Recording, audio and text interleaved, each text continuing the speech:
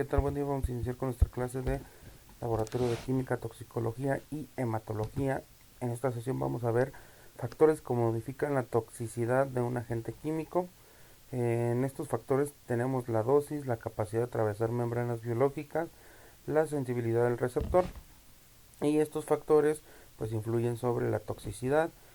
Tenemos factores ambientales, individuales y administración del tóxico. Podemos encontrarnos además de que con los efectos esperados o normales, con efectos no esperados, anormalmente exagerados o disminuidos. La intensidad de toda reacción tóxica depende de una serie de circunstancias, en este caso la dosis y por tanto la concentración del tóxico libre y activo al nivel del receptor, la capacidad del tóxico para atravesar las membranas biológicas hasta llegar a los receptores sin sufrir destrucción metabólica o eliminación y las condiciones de sensibilidad del receptor. Todas estas circunstancias dependen a su vez de una serie de factores que modifican la toxicidad de un producto y que se pueden esquematizar como factores que dependen del medio ambiente, en este caso exógenos o físicos, factores propios del individuo, en este caso endógenos o biológicos, y factores relacionados con las condiciones de administración del tóxico.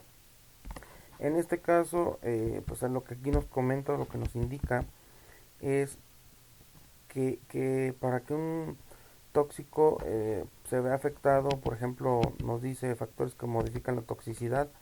En este caso, la dosis tiene mucho que ver con los efectos que va a realizar ese tóxico en el cuerpo. Por ejemplo, ya sean efectos, como ya lo mencionábamos, exógenos o físicos.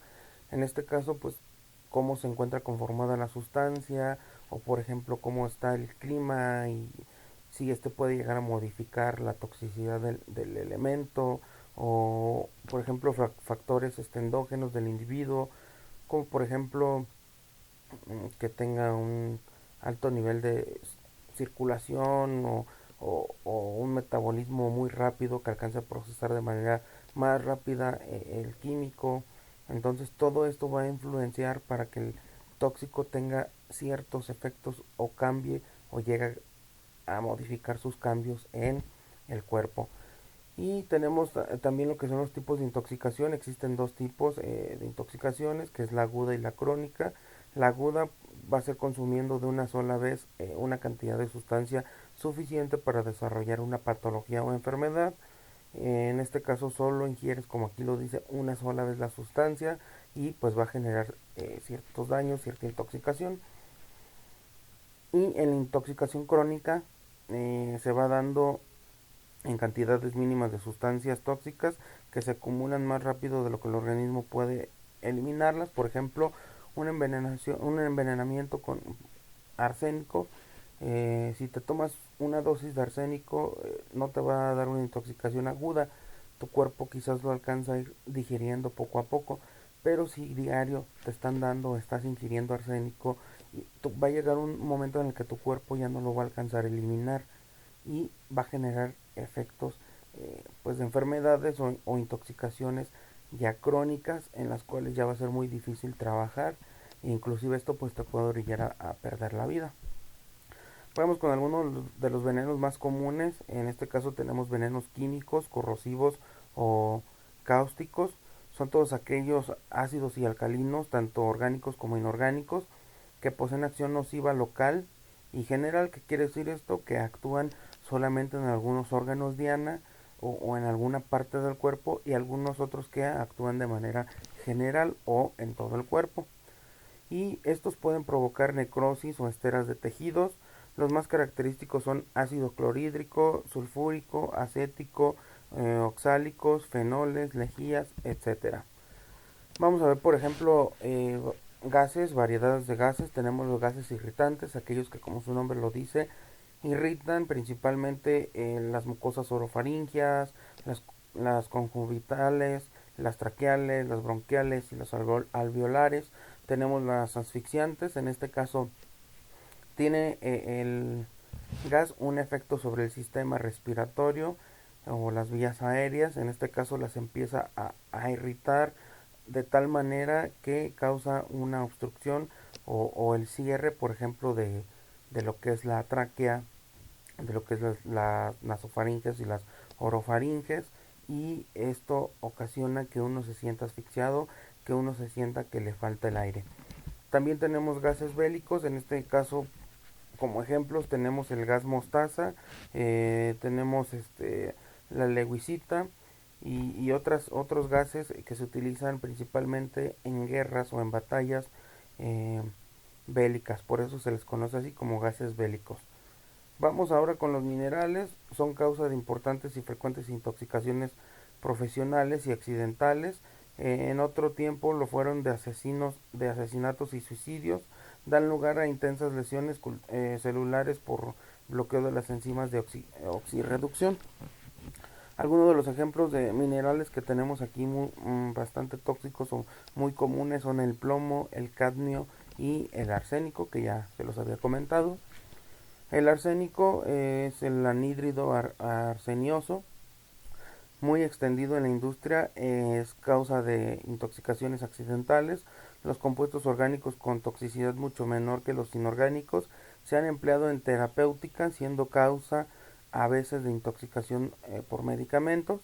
El arsénico se absorbe por todas las vías, especialmente la digestiva, tarda en ser eliminado por los muntorios y se almacenan en cabellos y uñas, de donde se retira con gran lentitud.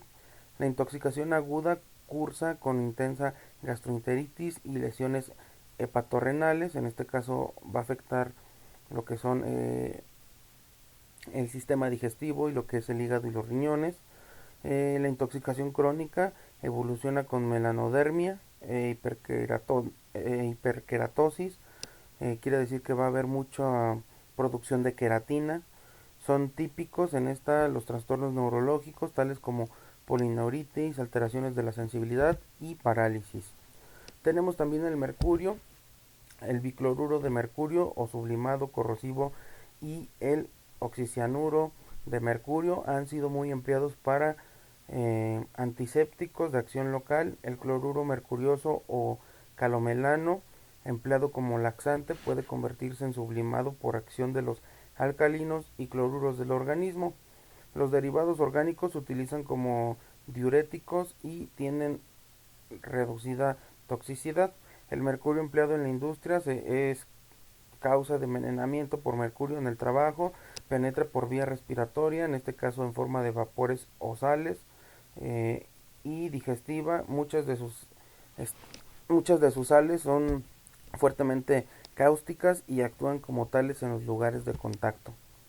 En el caso del plomo, es causa frecuente de intoxicaciones crónicas, especialmente alimenticias y profesionales, al ser ingeridas dosis pequeñas y repetidas de plomo o sales plúmbicas.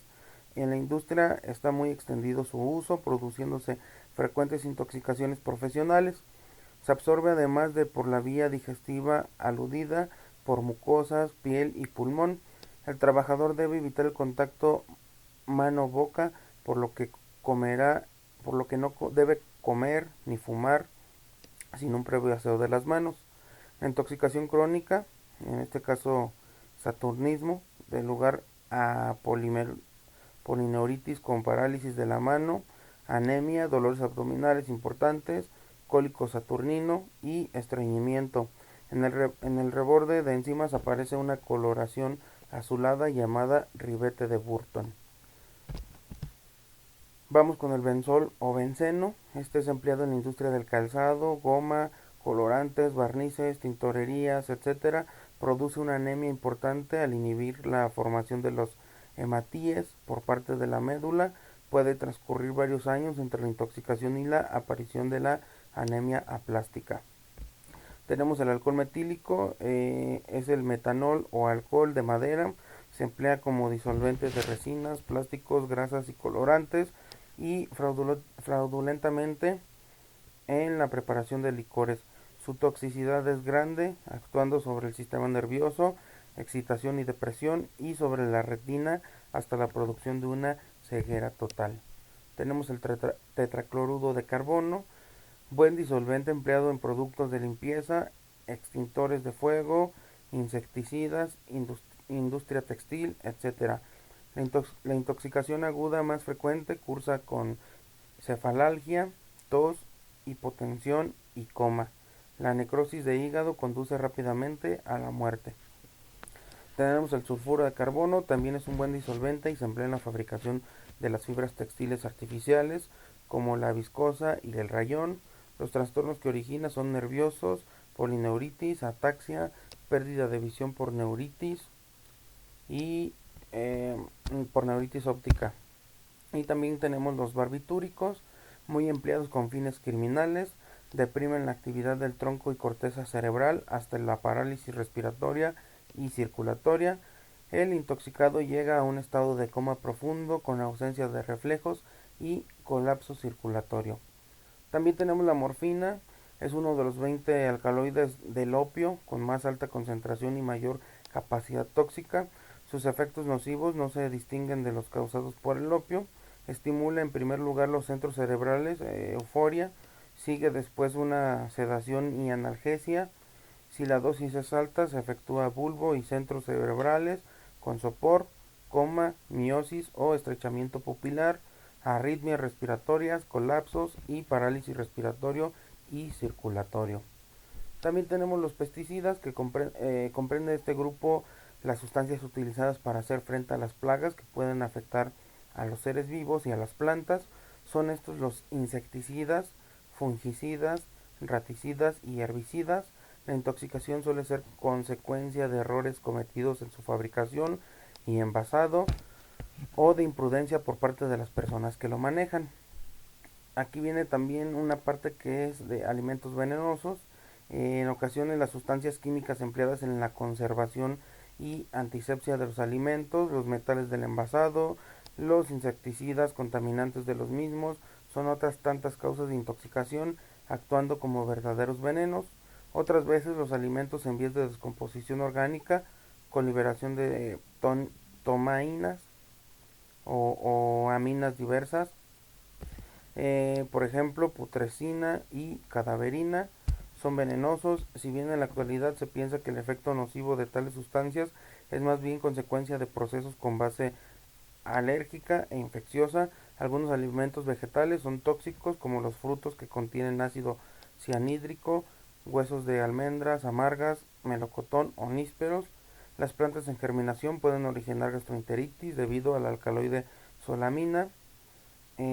Aquí nos da algunos ejemplos de alimentos que pueden ser venenosos, pero también cabe recalcar que principalmente los vegetales, las frutas, las hortalizas, todo aquel alimento que proviene del campo puede generar una intoxicación si este trae residuos de los pesticidas, de los insecticidas, de aquellas sustancias que se utilizan como plaguicidas para, pues como su nombre lo dice, terminar con plagas, terminar con hongos, terminar con insectos que puedan dañar el vegetal, la fruta, la hortaliza, lo que estemos utilizando del campo.